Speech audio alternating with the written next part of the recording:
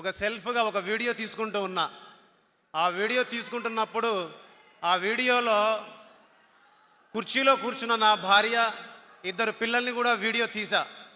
ఆ వీడియో తీసేటప్పుడు వాళ్ళకి తెలియదు నేను ఎందుకు వీడియో తీస్తున్నానా అని.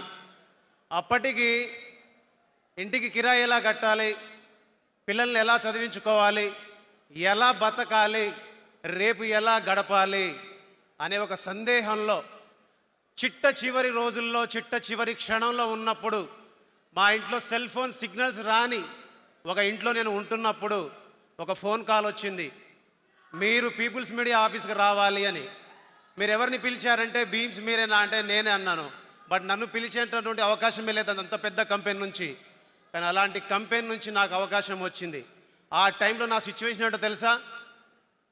ఈ భూమి మీద నాకు నూకలు చెల్లిపోయాయి, నాకు జీవితం లేదు, నా భార్య పిల్లలకు కూడా జీవితం లేదు, అందరినీ కట్టగట్టుకొని ఒకేసారి పైకి వెళ్ళిపోదాం అని అనుకున్నాం. అలాంటి సమయంలో ఒక దేవుడిలాగా, ఒక జీసస్ లాగా, ఒక అల్లా లాగా, ఒక రాముడి లాగా, ఒక తిరుపతి వెంకటేశ్వర స్వామి లాగా, మనందరం మొక్కే దేవుళ్ళలాగా ప్రత్యక్షంగా ఒక మనిషి ప్రత్యక్షమై నా కోసం నిలబడితే ఆ నిలబడ్డ వ్యక్తి పేరు, శక్తి పేరు, వ్యవస్థ పేరు రవితేజ సార్.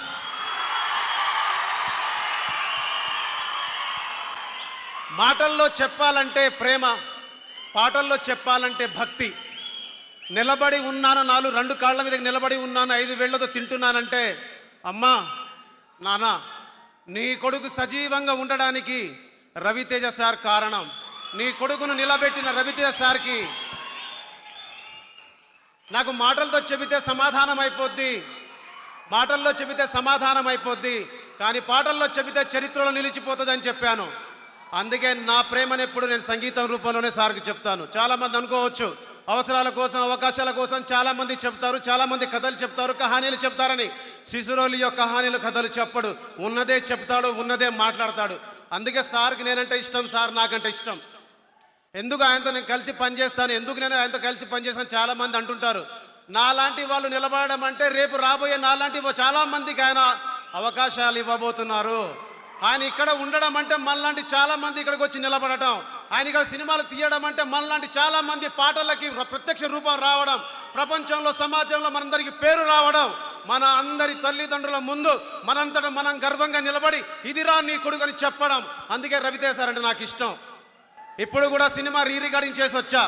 ఆవేశంలోనో లేదంటే ఇంకేదో చెప్పడానికో ఏం మార్చడానికో నేను చెప్పట్లే, మళ్ళీ చెప్తున్నా, మార్క్ మై వర్డ్స్.